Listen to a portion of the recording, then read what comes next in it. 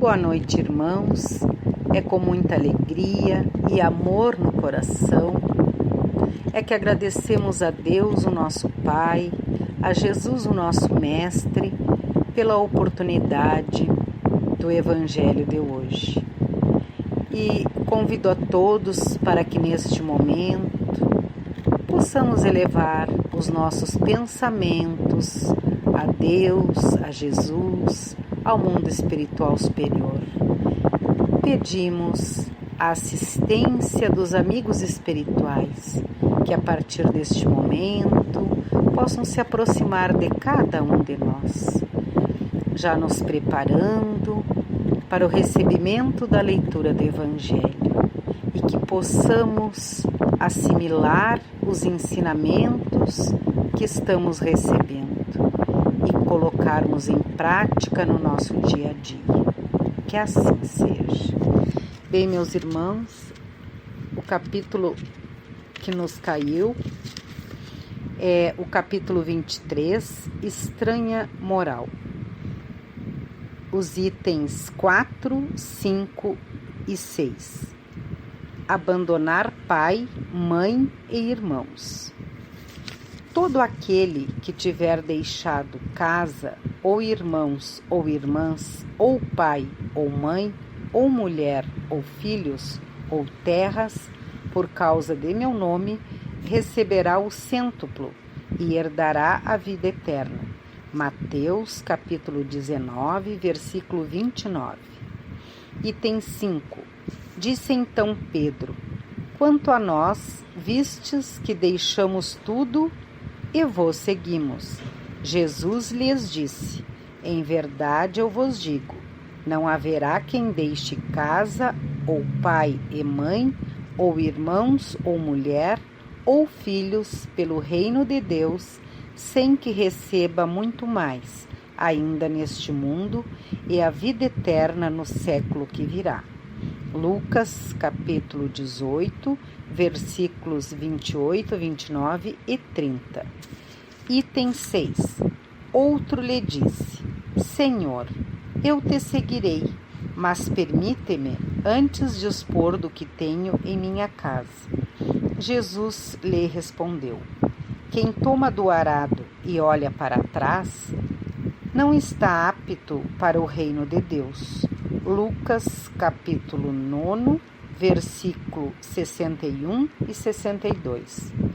Sem discutir as palavras, é preciso ir em busca do pensamento, que evidentemente era este: os interesses da vida futura sobrepõem-se aos interesses e a todas as considerações humanas, porque a vida futura está de acordo com o fundo da doutrina de Jesus, enquanto a ideia de renunciar à própria família seria uma negação dela.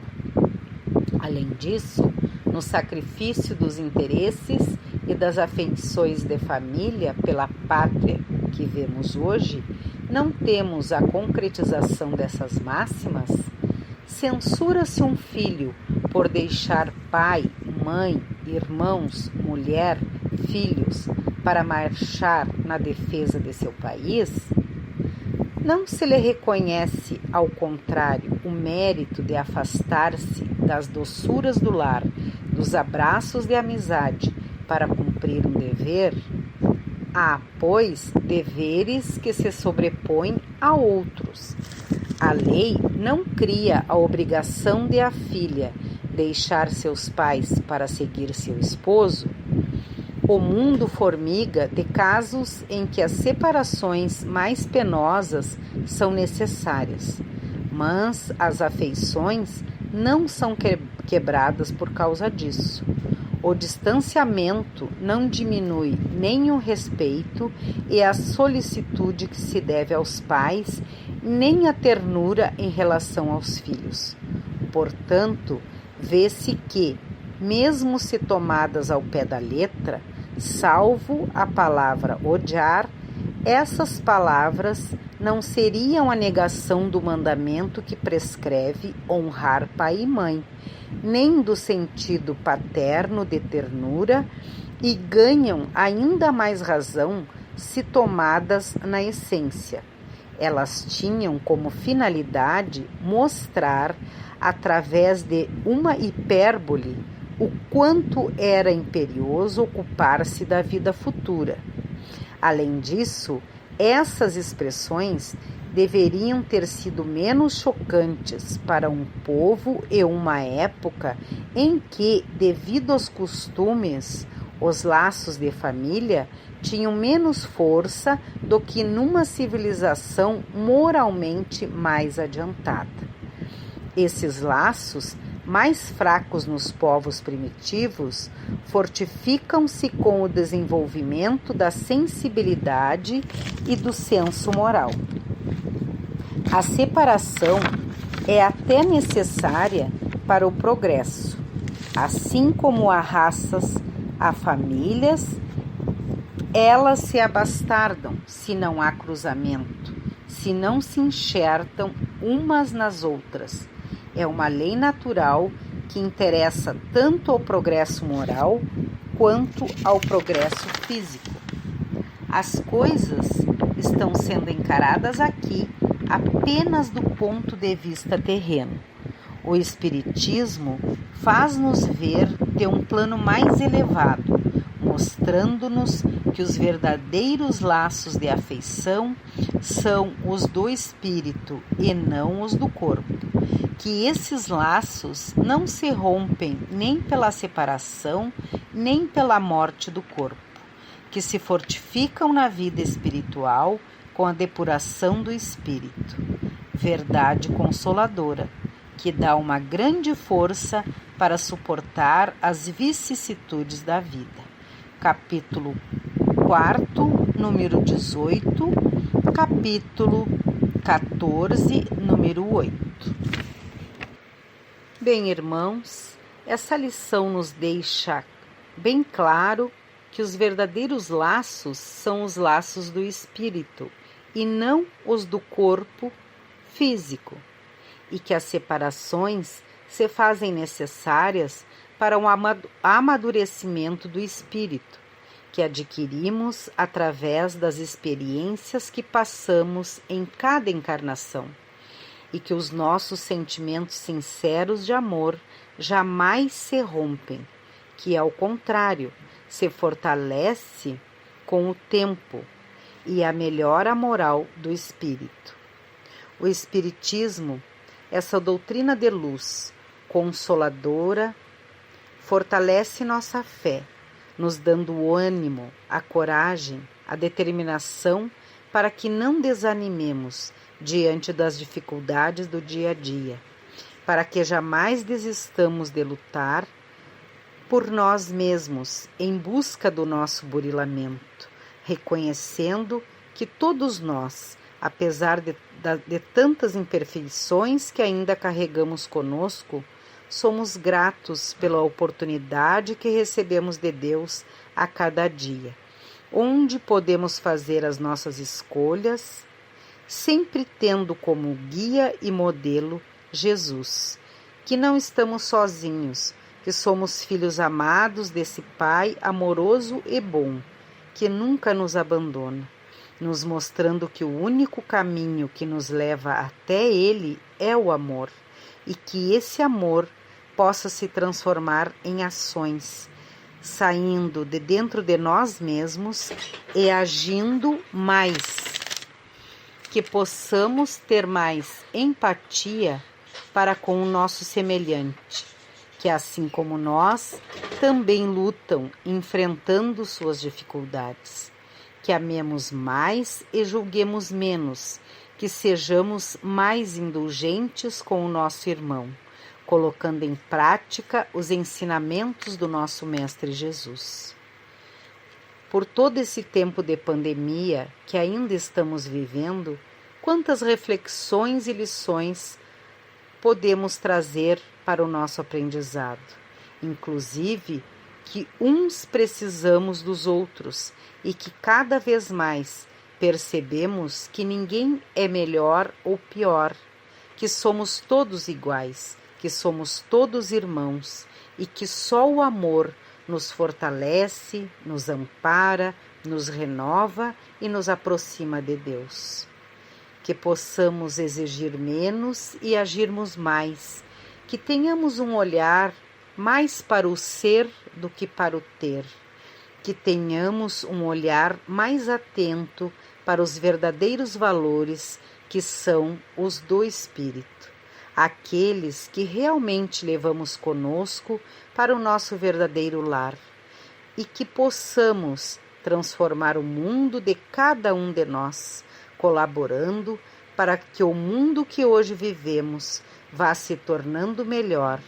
E isso só vai acontecer a partir da nossa transformação, da nossa melhora como pessoas e como irmãos que todos somos, diante desse Pai cheio de amor que nunca desiste de nós.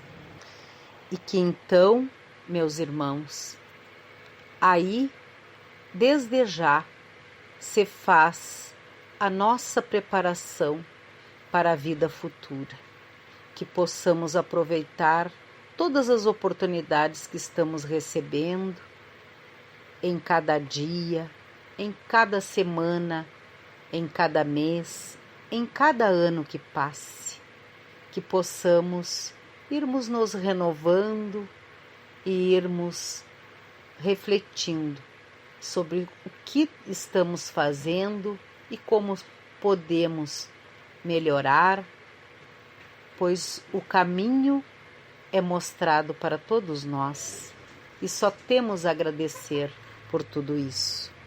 E neste momento, já nos dirigindo para o final do nosso Evangelho de hoje, agradecemos por todos os ensinamentos recebidos, agradecemos pelas nossas vidas, pela nossa saúde, agradecemos por tudo, Pai, que o Senhor está sempre pronto a nos oferecer, a nos ajudar, nos dando o equilíbrio necessário que precisamos para enfrentar a todas as nossas dificuldades. Pedimos neste momento, Pai, pelo nosso planeta Terra e todos os mundos habitados. Pedimos pelas pessoas que se encontram em sofrimentos, tantos nos seus lares como nos hospitais da nossa cidade. Pedimos pelas pessoas que se encontram no presídio, nas casas transitórias, nos asilos. Pedimos pelos nossos amigos, inimigos, se não desta vida, mas de outras vidas. Pedimos também pelos nossos familiares. Pedimos por todos os que fazem o bem em seu nome, Senhor, que tenham cada vez mais força, ânimo, luz nos seus caminhos. Pedimos pela nossa casinha espírita Eulália Nogueira, pelos nossos dirigentes, tanto do plano físico quanto do plano espiritual, que cada vez mais este lar de luz possa ser fortalecido no amor, na união, e que cada um de nós possamos estarmos conscientes com os nossos compromissos assumidos diante do Senhor, fazendo a nossa parte como instrumentos que somos. Pedimos pelos nossos lares, pelos nossos familiares, pedimos pelos nossos anjos guardiães e pedimos também pela fluidificação das águas, as águas que se encontram em cima das mesas, prateleiras, as águas que todos nós colocamos para que se tornem medicamentosas, que nelas sejam colocados o remédio necessário para o tratamento e, se for do nosso merecimento, até mesmo sermos curados dos nossos males físicos e perispirituais. Que em nome de Deus, em nome de Jesus, assim seja. E te agradecemos, Senhor, pela assistência que recebemos, por esses amados irmãos que com tanto amor nos assistem e nos ajudam na nossa caminhada. fiquemos todos em paz e que possamos distribuir um pouquinho deste amor, desta luz que nos envolve, a todos os que de nós se aproximarem. Uma boa noite a todos e que assim seja.